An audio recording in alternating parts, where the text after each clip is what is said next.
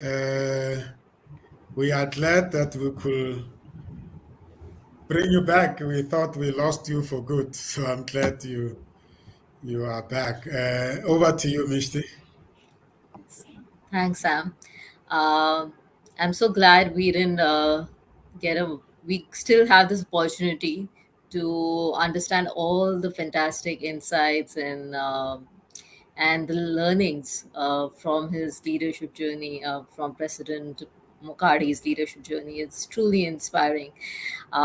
So on that note, you've done a lot of consulting work with organizations as well around culture, and I was reading a bit about that. In fact, you also use a tool on shaping organization cultures, where you map the gap from the current culture to an ideal culture. So I just wanted to understand a little bit more about the process and how coaching plays a role to help organizations come together to align to an ideal culture, and how can coaching and mentoring help them? Thank you, Coach Misty. I think let me start by apologizing for this mishap. Um, IT can sometimes play games on one, and I think I'm a victim today. That said, I think we generally find ourselves in multicultural environment where there is always more than one culture that's prevailing. But if you look at it from an organization point of view, I think there are two things that I want to share. The one thing being that when we go to any organization, we come with us, our own experiences and personal cultures. But then as we enter through the gates of the organization, I always say, forget that you brought your own culture and start adapting to the organizational culture. Because if we don't do that, unfortunately, chaos might prevail, where you would find that John is advancing his own culture at the detriment of the other colleagues. So having an understanding of what the prevailing organizational culture is becomes important. You are talking about processes. I think the first process would be to identify what are the prevailing cultures within an organization, and how do we then ensure that from the prevailing ones we find one common one that we can all subscribe to for the sake of the organization, but also for the sake of the stakeholders that are linked to the organization in question. So current, what are the dynamics with the current, and how do we then shape that into the ideal culture that would be beneficial for the organization? That would be the process in a nutshell. Wonderful. Will the prevailing culture be equivalent to dominant culture? Well, I would want to suggest yes, the prevailing one might be dominant, but and I'm using the word might with reservation. If it is dominant and people are subscribing and embracing that culture, there are no issues. But if it is dominant and there are issues attached to it, that's when we need to be looking for the ideal conducive culture that is for the benefit of all the stakeholders.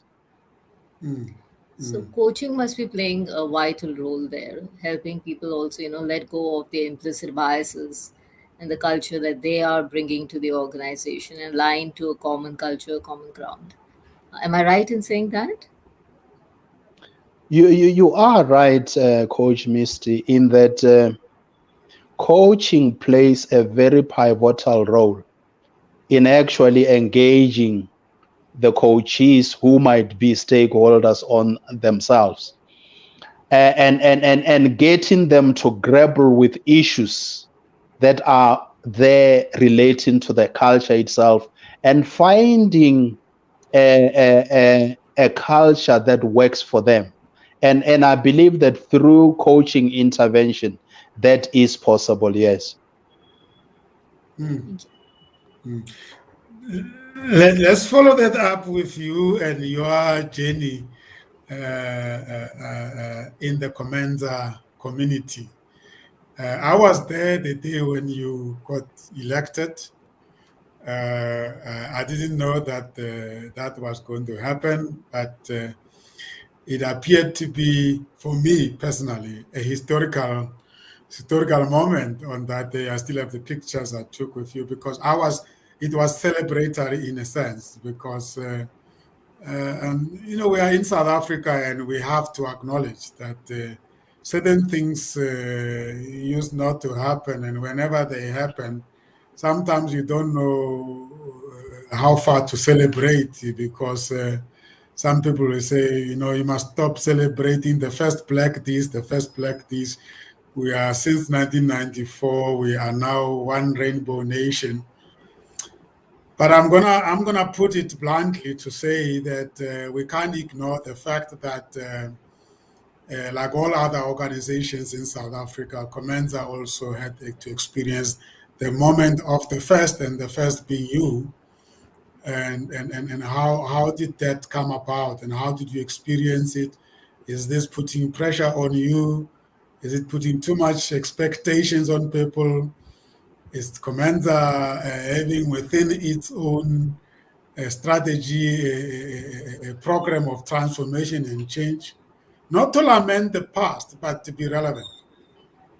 So I asked so many questions once because I want to give you enough time to sort of like tell the story from that perspective.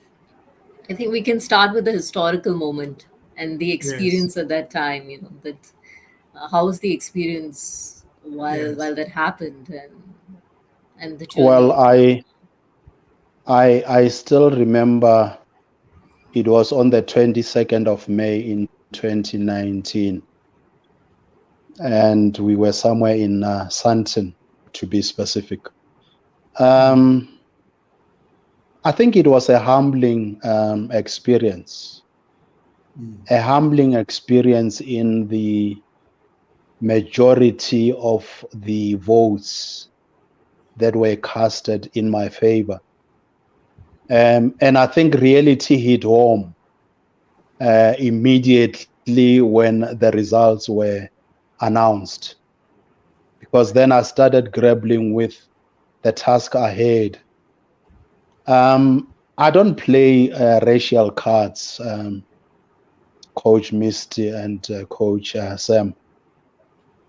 I think for me, what is fundamental is the need to put an organization at a transformational path and start looking at issues that might be there that needs to be engaged, and not only engaged, that we need to find a strategic way of dealing with those issues.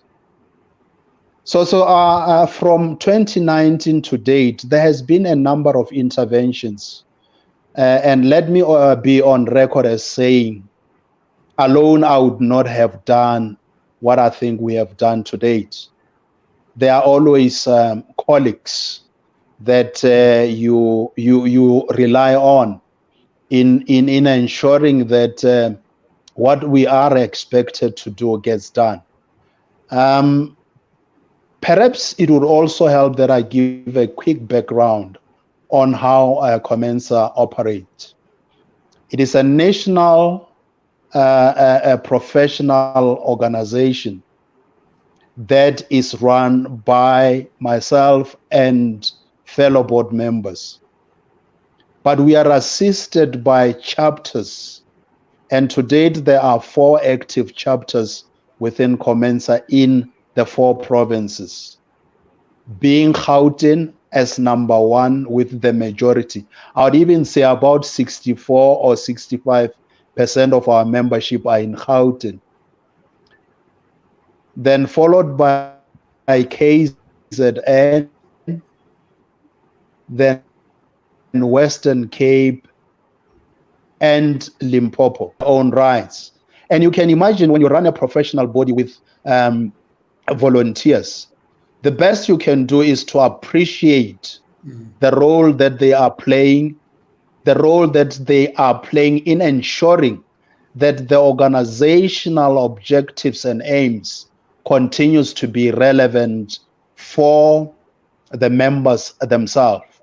Let me put also on record that while I appreciate that the current economic challenges in our country are such that where you find a volunteer having two conflicting priorities, the possibility of the volunteer giving a priority to personal priorities first does exist. But having said that, let me also be on record as saying we continue to appreciate what volunteers within COMENSA are doing. They're doing fantastic work in availing their time, in some instances availing their own resources for the benefiting Coach Sam. I think let me start first by saying, yes, we do have a transformation policy that is required obviously by South African Qualifications Authority, or SAQA for short. They always make sure that the transformational imperatives are adhered to. Rome was not built in a day. Maybe I need to add that statement. But I'm also happy to say, from a transformational perspective, I'm starting to see things that suggest that, yes, we're heading to the right direction. We might not be there, but we are in the process, and the destination is much shorter than we anticipated when we came into the office. That it is common, especially within COMENSA, that the majority of coaches are women. It does not take away the fact that because they are in the majority, the expectation obviously would be that they would also be influencing the direction of the organization. I have witnessed who is a colleague, who is also a friend. But as you can ask her, there are times where being a friend is another issue when we have strategic issues that we need to be dealing with. And we're working very well together in ensuring that COMENSA remains a professional body that most people aspire to be. Do we have other challenges that possibly needs to be addressed? Yes, we do. One of the key risks that we have is relying. Before you go there, Mokadi, I'm going to come there. I want to take you back a little bit because we mustn't rush through this one. It's not everybody that gets to get to experience how you are ushered into a leadership role. So I really want you to share with the listeners and the viewers, because people might take it very lightly that anybody can just stand up and then be a candidate and then we pass the vote and then he's in the office. It's a very delicate thing, personally, from my view. So who came to you and say, Mokadi, we feel that we need you to stand up for election to become the president of COMENSA? Because I'm sure as members, we first had to get your approval to say, yes, I'm ready. Who came to you and how did that happen? Just for the experience out there, because this is a body that anybody can stand up to become a member, and I think everybody should if they feel they are ready. But it will be wonderful from a mentoring perspective to share with us at what point did it start, and you might have not taken it serious, but at what point did they start, and what did they say they saw in you that made you say, okay, I will go for it? Thank you, Sam. I'm happy to share those experiences. But let me first start by sharing the process. The process of election is such that you would be nominated. I'm not going to say who nominated me, but I'm going to say you do get nominated. Once you are nominated, they will seek your consent and approval so that if you are ready to stand, you sign off the nomination form. So it would be the signature with the name of the person that would have nominated you. That then comes to you where you are informed that you have been nominated. Are you ready to serve?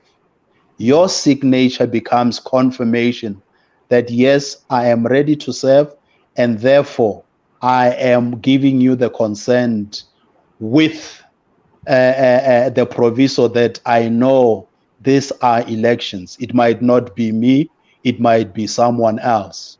So what then happened was that it was not only me. I remember when I was elected, there were three of us who were equally nominated and gave consent. And out of the three, it so happened that on that day where you were there, Coach Sam, I was elected with quite a number of votes, I must say. How did it happen? It happened from a context, maybe this context might also help others. I was the company secretary at the time of the elections. And being familiar with the governance processes within the organization, including being familiar with the strategic goals that were there that we needed to achieve as an organization, I felt quite comfortable that I was ready.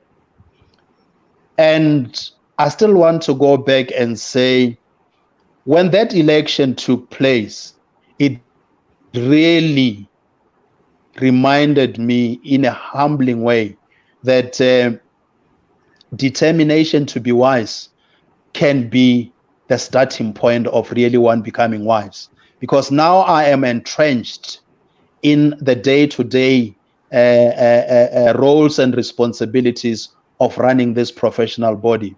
So to your question about how I felt, yes, I was humbled, but being humbled alone was not enough. It meant the next day hitting the ground running, because we also had a conference that was taking place at the time. So the next day it was like hit the ground running. Of course, you have a colleague, you have your predecessor who then works with you to ensure that there is a handover. And it is after the handover that you start saying, guys, this is how I'm seeing it. You don't impose. You bring your own ideas to the table, and those ideas are interrogated for the benefit of the organization. That would be the experience that I would want to share. Yes, to your question, that one was, and it always would be in the history of the organization, that on the 22nd of May 2019, I so happened to be the first. And that would be a part of the history. But again, let's be careful. Let's be careful in saying being the first should also bring with it the opportunity to make a contribution. And I think it is the contribution that I am making. I can also add, Sam, if I may, that the fact that after completing my first term, I am now into my second term, can only be a testimony of one thing or the other. And I will leave to you guys to make a judgment on that. But the truth is, we're going somewhere, and we're going somewhere very fast. I believe we're not far off from where we are going, despite the challenges that are there that I have already explained. But COMENSA remains a professional body that you would want to associate with. Thank you. Absolutely. I'm grateful that you are not the first member, you are the first in the leadership role. There are lots of great members within COMENSA with all different cultural backgrounds who are equally so qualified and able to play that role. I don't think, it's a dynamic of a society we live in. And many of us have experienced this situation where we ourselves, because of being cautious of our dynamics of politics, when the people they say the first, you always think that it's like they're saying you're riding on this race card, but you don't go by. That's not really to say that. As change agents, I think we need to enable our organizations and our society to be able to talk about these things openly without really making them main issues. But there are issues that can blind us. So thank you very much for saying that, because if you didn't become the first, we will still be saying, when is the first? So at least we've gone past that, we can work now. Anyway, Along Okay. with the first, Sam, if I may I think, add. Mishti, you want to share your a neutral perspective there from a diversity and inclusion point of view. Yes, You and I will talk yes. about these things a lot. In South Africa, it just happens that race tends to become a predominant aspect of diversity, but it's not the only one. It's not the only aspect of it. Yes. Thank you, Sam. I also wanted to add what I was saying earlier. Um, it's not also just about being the first. I noticed this wonderful, characteristic or capability of sustenance. Be it being in an organization for 19 years and then going on to the second term in this organization as the president, and so that again speaks a lot about leadership, and not just leadership but sustainable leadership. So I think I would want to really appreciate that aspect of it. Mm, mm, And since we're talking about diversity, equity, and inclusion, since President Mukadi also spoke about that, it was not about talking about the racial card. So those aspects, not touching about that, but something very interesting that Mukadi you spoke about, that there are a lot of women coaches in the organization. So they have a natural influence. So typically, that's a challenge that a lot of organizations have, to create a gender balance or gender neutrality. But here you have gender diversity already in the organization. So if you could tell us a little about gender diversity in the organization and how women are leading, and as a leader who's creating a precedence of sustainable leadership, what is it that you would want to say about that? Yeah. Perhaps let me start by saying inclusivity is one of the values that we embrace as COMENSA. Having said that, the aspect of inclusion naturally follows. Let me give an example with our existing board membership. There is currently 7 of us who are serving as board members. Out of that 7, currently the 4 are women. And for me, that says a lot about the current situation as we look at it, where 4 out of 7 are actually women. So we need to appreciate the fact that we are obviously mindful of the importance of women being in the leadership of the organization. The aspect of equality comes from a number of perspectives.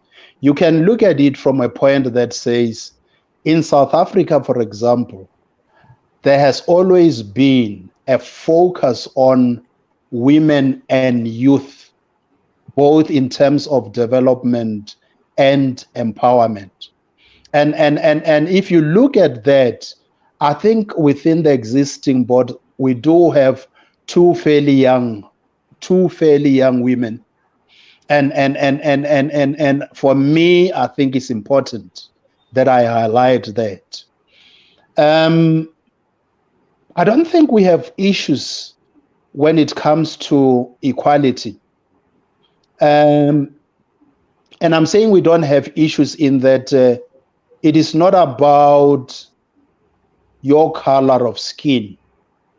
It is about competency associated with what we expect you to do. If you are able to tick those boxes on that basis of competency and capability, you are well on your way in serving COMENSA without necessarily saying we look at your color and so forth. That would be my comment on that question, Coach. Please share with us some aspects of your program of action within COMENSA, and perhaps also just the specifics that each of the chapters are currently driving for the coaches that may find themselves in those regions. As I indicated earlier, we've got 4 chapters currently. There are some that are in the pipeline. We need to also celebrate the fact that when we went on the COVID-19, as in through lockdown, we found ourselves as an organization bringing down the borders within the various chapters, where because we are now online, we tend to have chapters hosting events for the national audience, as opposed to just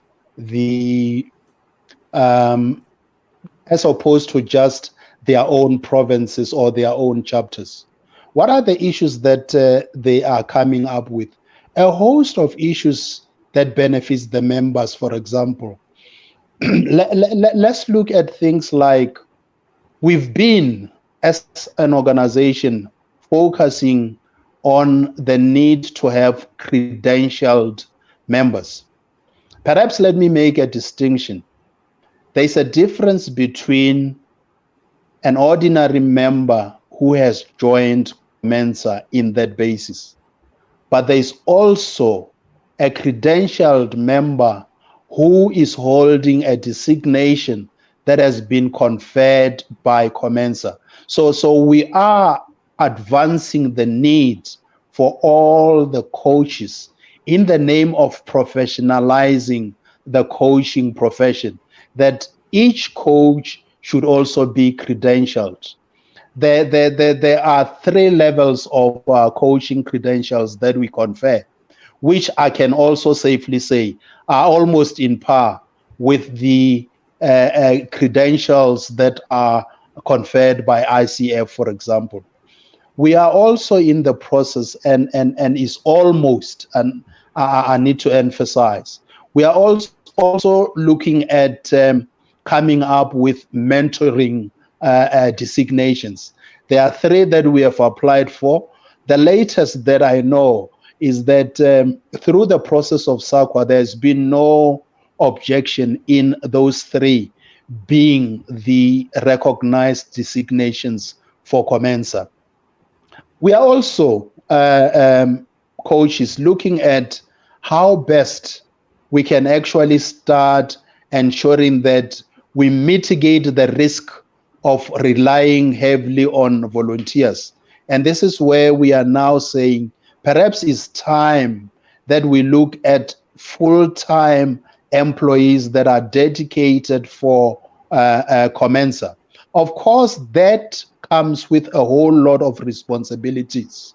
One of the items on the agenda for the board coming soon is to actually look at a viable structure that would ensure that we always at all times have full-time people that would be in the office. And our role as directors would be more strategic. At the moment, unfortunately, we find ourselves both operational and strategic at the same time. So you find the line very thin. So we ideally are looking for a situation where there will be full-time office bearers, but at the same time, the board will always be a strategic board that deals with strategic issues in any organization. I'll pause there for now, Sam. But the chapters take national focus areas and then drill them down to specifics in their region. Is that how the model works, or is it guided nationally? Okay, I should have explained that the chapters are the mouthpiece of the national office. Also, I should indicate that provincial chapters are not islands on their own. Whatever they do with a clear mandate from the national office. There is an interaction between the national office and also the chapter chairs. Let me also add the fact that the chapters, as they execute their mandate, obviously we have a forum where on a quarterly basis we meet, and this is myself and the chapter chairs, where we look at what are the things that are happening. How do we ensure that activities and events that are taking place are actually for the benefit of the members? At the end of the day, the chapters are at the coal face because our membership is at the chapter level. And that's why the role and the criticality of that role that chapters are expected to play in ensuring that our members are kept up to date with relevant issues, including ensuring that our own members are obviously capacitated and empowered in the process. Yes, Coach Sam. Great. It's important for the viewers out there, especially those who want to come into the home of the coaches and mentors. The COMENSA and ICF coexist in South Africa. In fact, majority of us coaches have dual membership. So how is the collaboration going so far between the ICF South Africa chapter and the COMENSA? I think let me make the following comments, Coach Sam. The aspect of dual membership between the two organizations is not a sin. It is a phenomena that is happening anywhere international. I can give you an example. I was once a member of ICF as well, but there's been other bodies internationally that I have been a member. So it is not a crime where you find yourself in dual membership situations. Our collaboration with ICF South Africa has been an interesting development. It was on the 1st of November 2019 that we signed a memorandum of understanding between ourselves and ICF South Africa. It was valid up until end of December 2020. The question might be, where are we in terms of collaborating? I think in principle, we don't have issues between the two organizations. But also I can add that we will continue to explore the need to partner together, but also to identify issues that we can collaborate on. I can give an example. You have mentioned the issue of dual membership. It is important that as two organizations, we understand what that means without creating unnecessary tension between the two organizations. But you can also look at reciprocity of the two organizations in terms of the CPD points, for example. So that recognition is critical and important, particularly as the two leading coaching bodies in in South Africa. I can also add the third issue. The third issue being that I still want to maintain that advocacy between COMENSA and ICF in terms of promoting the strategic importance of coaching as a professional intervention remains critical. And therefore, as we partner together, we will also be exploring those. There is also a need for research between the two organizations.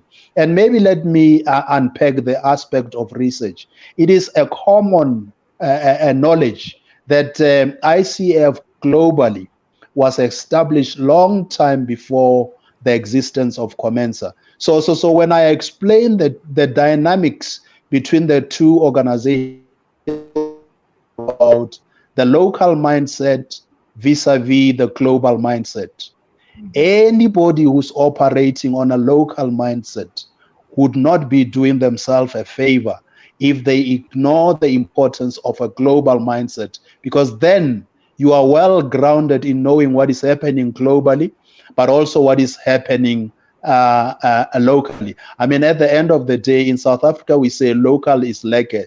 So those are some of the dynamics we need to look at. It does not take away the importance of continuously collaborating between the two organizations. Yes, thank you. Great. So I also wanted to ask, you're talking about collaborations with ICF and the fantastic strategic initiatives that you're taking up. So in terms of the global map, where do you see the presence of COMENSA, spreading its wings? Do you see yourself also coming to India somewhere and offering certifications globally? So in terms of global landscape, what is the strategic vision like? Well, you have indicated India. We are partners in the BRICS, so it would be easier. I think the structures are already out there, so we can explore that easily. Let me share the following vision. It is the vision of COMENSA that at some point we would take essence of the fact that the borders are now down in terms of coaching. And therefore, the ordinary conclusion would be we need to start focusing continentally as COMENSA. But as we do so, we need to also not be limiting ourselves to just operating in South Africa. The implications obviously are there, because if you look at COMENSA as abbreviated, it actually says we are operating in South Africa. The next thing might be, let's operate in Southern Africa. That's a possibility. The next possibility is, let's operate in the rest of Africa. Those are dynamics that we will continue to look at and see how feasible they are in ensuring that ultimately we find ourselves in those spaces. We are taking calculated steps in looking at where next. But I can safely conclude by saying we do have an ambition of making sure that one day we will not only be operating in South Africa, we will be operating in the rest of Africa as an immediate objective. And if the need still persists, then look at the globe, because I still want to maintain that the fact that the borders are now down, I mean, we coach people from all walks of life in the whole world. And why not create that opportunity for COMENSA as an organization? Let me conclude, and I want to conclude by saying, when I compare ourselves to ICF, and in this case, ICF from a global point of view, I do recognize that they started a strategy of not only being national in their approach, but international in their approach. And therefore, time permitting, we will also be saying where to from here. Because I can also safely say there has been, and the members are there eager to start joining us and being part of us. So at the appropriate time, we will definitely extend our hand to them and start ensuring that system and processes are in place on those various countries that I've mentioned. But also, the fact that you mentioned India, watch the space. Good. Great stuff. Thank Well you so said. much, Ravi. Well said. Technology has broken down the borders, and I think it's almost like a necessity to make oneself relevant as a home of coaches in that context. So there is a additional country than South Africa that the COMENSA should belong to, and that is the globe through digital means. And everybody's trying to be there. We have a dilemma, Mokadi, in terms of coaching.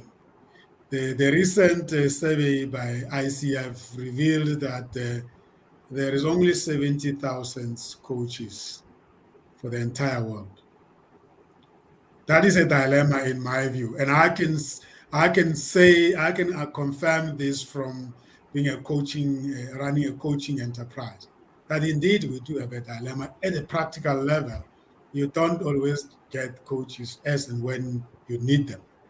When you find them, they are also busy. And yet at the same time, there is a perception that the demand is low. So how do we manage these two polar posts?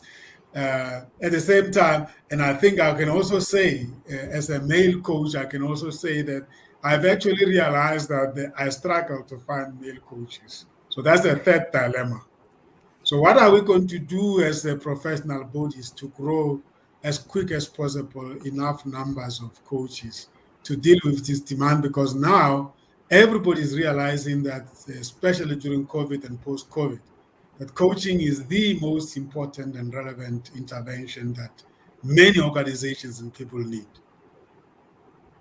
I guess it's a positive problem, but it can be overwhelming. Yeah. Let me start by saying I have read the ICF report that talks about the 70,000 coaches globally. I think there is more than that I want to submit. It could be the criteria used arriving at the number 70,000.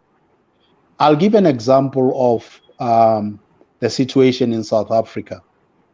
We have a lot of coaches who unfortunately don't want to belong to a professional body. And what they actually do is they go out there and damage the image of coaching and mentoring because nobody holds them accountable in what they do. Is it a dilemma? Yes, it is a dilemma because people would say you don't just belong to a professional body, and they raise a whole lot of issues about affiliation fees and so forth. The truth of the matter is that I'm actually happy to see that there is a development emerging from corporate South Africa. We are seeing that they would be specific in saying we don't just need a coach.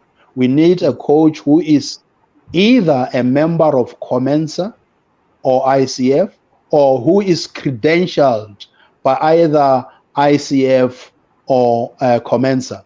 I think that will bring a distinction, but it will also force those that don't want to belong to start realizing the importance of belonging to a professional body. That's the one comment I wanted to make.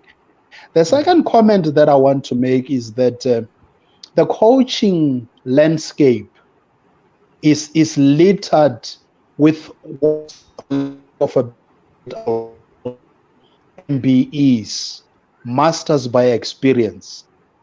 They use the experience that they have without any formal qualification, including recognition and affiliation with professional bodies, as the basis of wanting to call themselves coaches.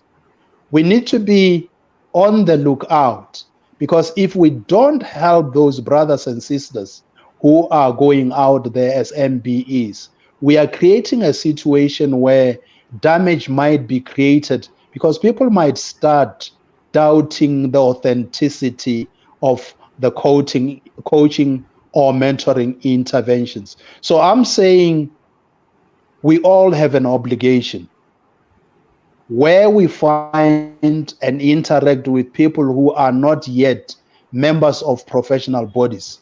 Let's encourage them and make them realize the importance of belonging. I think that would be the comments I would want to make on the dilemma you're raising, Sam. How is it in India, Coach Mishti? So, in India, there are a couple of coaching bodies, but ICF being the most prominent. And then there is Gallup, what I spoke about. So, so of course, it's very important that there is credentials, and there is also a surging demand for coaches in the corporate space, and especially after COVID, the first and the second wave, the conversation around wellness is really picking up at organizations where senior HR professionals are hiring coaches to help their employees deal with wellness issues and personal struggles, along with official struggles as well.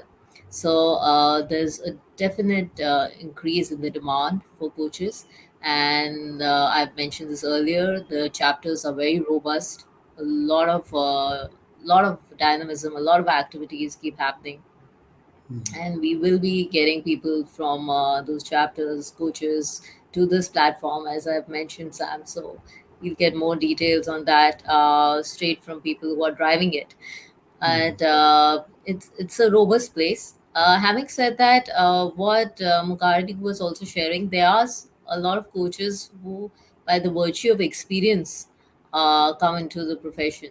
But I would like to call them more as mentors rather than coaches. And somewhere it's important to have a very clear distinction between the two, because people start thinking that just by the virtue of being very experienced, or from a mentoring perspective, if they're guiding people, that is coaching. But there is a clear distinction between the two. So so yes, that is something else that I wanted to share.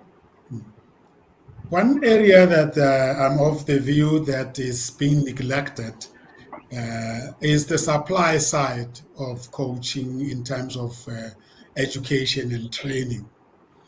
And it's also an open space. A number of providers do introduce training based on where they come from, and there's quite a lot, and I think it's a good thing. But at the same time, I see the coaching bodies having to play a key role there as well, because if you don't address that, then you'll get what has just been explained, that you have people coming qualified from bodies that are governed somewhere else, and they offer coaching. And then those people qualified, justifiably call themselves coaches. So I think there's backward and forward integration in terms of our involvement. And I think I see that as an opportunity, President Mokadi, from a COMENSA point of view, that it's actually an investment worth making to sit with these providers of training programs and coaching programs to influence their curriculum, because ultimately their graduates will come to COMENSA to become members and also then to ask to be credentialed. Is there any work in that area? Certainly there is. I think the one role that we are currently playing as COMENSA, we recognize programs of training providers, and they are categorized. So there is the evaluation part, critical evaluation that goes into assessing those programs that are offered out there, and it is the recognition of those programs that we are currently doing as COMENSA, and extensively so. I just needed to also make a comment based on what Coach Misty has said, if I can just take you one step back. I think one of the challenge is the fact that there seems to be confusion around what is coaching and what is mentoring. And until this confusion is taken out, people who are experienced and calling themselves coaches should actually be calling themselves mentors, as you rightfully pointed out, Coach Misty. So I'm just saying we also have an obligation. All coaching fraternities have an obligation of educating the system. The system is vulnerable, and we can do much in terms of educating people. I'm happy to also say I have started to see a real impressive movement where corporate South Africa, and to a larger extent, I see also government entities, are starting to actually bring in the coaching intervention in their midst. And believe you me, I think they are well in the right direction of experiencing the strategic importance of coaching and mentoring. So we congratulate them on those bases, yes. No, there's certainly the awareness is there and the desires there. It's a good thing. It's a good thing. But I've never seen a profession just solving itself, just left unattended and just solving itself. I think if you run a coaching enterprise or you are a coach, there is a spin-off in contributing to the evolution of that sector. And I think that is where bodies like COMENSA and ICF and others are well positioned. And one shouldn't be too much in a hurry, because evolution is going to happen. And because I'm seeing, and I wanted to add to the point you raised about approving and providers. I mean, you have a university provider network, which in reality don't need professional bodies, because they are regulated by other bodies for their program they're offering. But out of interest into the market and out of professional to professional, they do want to say, okay, we are approved by COMENSA. We are university so-and-so, we're offering 6 months, 12 months courses. We are approved by COMENSA, and that becomes a value add. And I think because it's not a regulated industry, it requires diplomacy, advocacy, and it requires collaboration and motivation. And it might look like we are getting nowhere, but if you think of it, 10 years where we were and where we are today, certainly all these forces are contributing to something. And you and I and Mishti as well, we are also commercially involved. So you do get to see real challenges. And I think it's very important that in the right forums, they are brought up. Now, I want to bring a bigger challenge in, and maybe it's the last 15 minutes of our conversation, Mishti and President Mokadi. At the end of the day, South Africa is not an island. In fact, there's not even a justification to say we are COMENSA and we are only in South Africa. We are in Africa before we can actually think of South Africa. Of course, it just happened that historically our thinking is the other way around. I am very interested in the bigger challenge of the continent. I am told that let's put COMENSA outside for now because it's a South African-based organization, and let's look at ICF, which happens to be global, and therefore, as a result, it seems to be the only body that is having chapters in outside South Africa in Africa. And if we leave ICF South Africa, there's only 3 chapters. And if we add South Africa, there are only 4 chapters. So there's a strong business case to go into the continent, even if you don't call yourself COMENSA Africa. There's just a need, because South African companies are going into the continent. So what do you think needs to happen? And I know you are involved in the continental work. Because if we fix South Africa and we don't find ourselves present in Africa, we'll find ourselves having to catch up with the work that needs to happen in Africa. So we have to do both. Okay. I've noted your question. I will respond. Before I do the response, I want to take you one step back. You had raised issues around universities and the type of programs it might be. Perhaps for record, let me also indicate that as COMENSA, we have identified the need to have strategic partnership with universities for a simple reason, and the reason being part of their curriculum looks at professional practice once they graduate. And this takes me to the 2 concepts that are that are used interchangeably, and they shouldn't be. There is a professional qualification. There is also a professional designation. And a professional designation is conferred by professional bodies. The qualifications, obviously, it is the universities that confers those various degrees out there. So why am I raising the issue?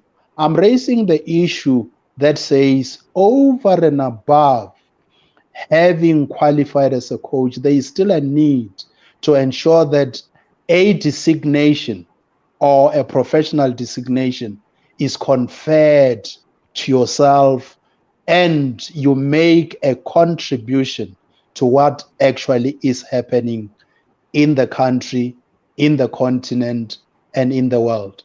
To your question about ICF being the only body at the moment that has chapters in most of the African countries, it is an undisputed fact. Let me start there. But having said that, it creates an opportunity for organizations like COMENSA to start saying, what contribution can we make in the country? What contribution can we make continentally in Africa? And also, what contribution can we make globally? I'll give examples. And let me start with the research example. Truth be told, that as COMENSA, we can make a significant impact to this country. And we can also, through research, evidence-based research, make a contribution to Africa as a continent. I still believe that there are massive opportunities for all of us as professional coaches, but also for professional bodies like COMENSA to actually start looking beyond and reaching out and making sure that impacts are created, not only in South Africa, but also in the neighboring countries. At the end, it is a fact that South Africa is a bigger brother, if you want to put it that way. And if that be the case, let us take advantage of those situations and start spreading ourselves with a view of making a positive impact to the three structures that I have mentioned. Thanks, Coach Sam. Mr. For me, it's just very inspiring that the roadmap is so clear and it's strategic. So I think the milestones are very clearly defined. And I think it's with this clarity and focus, one can achieve a lot more. So for me, that is really inspiring. I don't have a question at this point, but I just wanted to appreciate that I see very clear milestones and great strategic focus. So just wanted to appreciate that, President Mukari. Do Beautiful. accept my Beautiful. appreciation. Now, Okay. there is quite a lot of issues that we raised that require follow up. I think I'm just enjoying the conversation. I'm not necessarily looking for answers for some of the questions I'm asking. I just want us to trigger the thinking among the professional coaches and providers and the clients out there that this is the right direction that we need to follow. Mugali, there is a perception in South Africa that we are in a leadership crisis, and it depends where you're coming from. And I think it's global. It's a global thing in my view. Leadership at the moment is being asked to step up. But let's leave the private sector leadership and let's talk about the state. Public sector environment, starting from political leadership down to civilians. And you have just acknowledged the fact that there's more coming now, and it looks like it took longer to get to that point. Are coaches geared for this type of work? Do coaches invest some time in understanding the context? Because that is something that it's not just going to happen because you have been hired as a coach. And then you will understand it. So I will assume that there must be coaches within COMENSA that work purely with public sector, and such coaches could bring some more interesting perspective in terms of where the public sector is vis-a-vis engaging coaches to support leaders that are appointed into this complex environment called political leadership or public sector environment. In your conversation with ministers and the government officials, what do you pick up? Well, let me start where you say, is there a crisis in leadership? And you specifically want me to make a comment on political leadership, including, you said, the state. I think there is. And let me justify why I think there is. And there's still an opportunity at the same time. Let's be careful of leaders who say, please follow me, but excuse me, I don't know where I'm taking you. For me, that is where the crisis is. And as followers, we are quick to follow leaders who are saying, excuse me, I don't know where I'm taking you, but we still follow them. The inverse of what I'm saying is where we need to be saying, how do we identify visionary leaders? How do we identify transpersonal leaders who are not concerned about themselves and their cronies, but they are concerned about the stakeholders, both internal and external, that they are leading? Are there opportunities for leadership coaches? Certainly there are. And in fact, I can confirm that the majority of our coaches do obviously do some coaching in those environments as well. It will take time for people to understand why it's important that they look at personal and professional development in the context of leadership.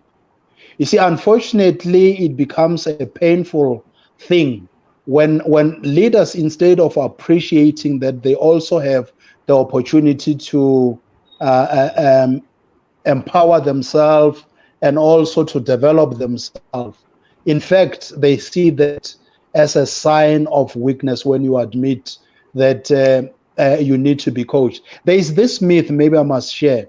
There is this myth that you would hear leaders who are saying in various cycles and sectors, who are saying, as my coach, I don't want the world to know that you are coaching me, because the perception, therefore, is that, and they use the analogy that says only a sick person goes to a doctor. So we need to demystify those things where people, instead of appreciating those opportunities, they see it as a weakness. Mm. Mm. Certainly, certainly. Wow, sure. We've come to the end of our conversation. It's so interesting. I think we can talk forever, and I think that's confirmation, President Mokadi, that maybe we need to talk more. Maybe we need to, because as we talk ourselves, there's a lot of some light bulb going up, and there's always opportunity to change the perspective, perceptions, and everything that we have touched on. So can we just reflect a little bit on what we have covered, starting with you, President Mokadi? What did this conversation bring to light for you and your team at COMENSA, or to you personally? What do you think what issues do you think we have raised, and what do they confirm, and what will you put forward as the next area of focus as a result of our conversation? I hope we did get to that point that you are able to reflect a little bit. I know it was meant to celebrate you, but it ended up with us discussing the entire sector, but that's okay. No, certainly.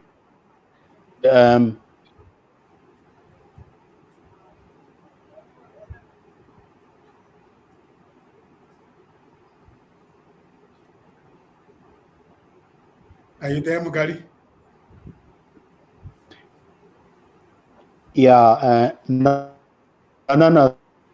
that's fine.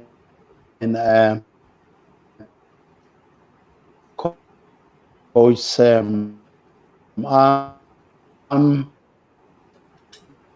there are a number of opportunities that I think this conversation.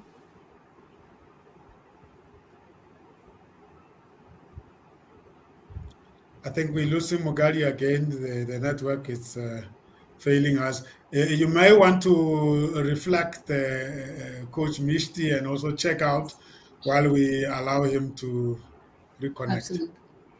Yes, Coach Sam, like I said, it was very inspiring. And what I really take home is the concept of transpersonal leadership, which is Mm. not only your external stakeholders, but aligning the internal stakeholders with the organization culture vision. And how do you lead them? By creating a sustainable leadership where, where Mm. one can inspire, one can motivate, where one can collaborate and take everyone along.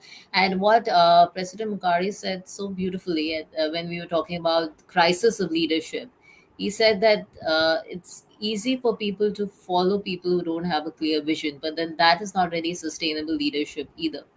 So just Mm. having a very clear vision and to be able to convert that vision into reality is while taking all the stakeholders along.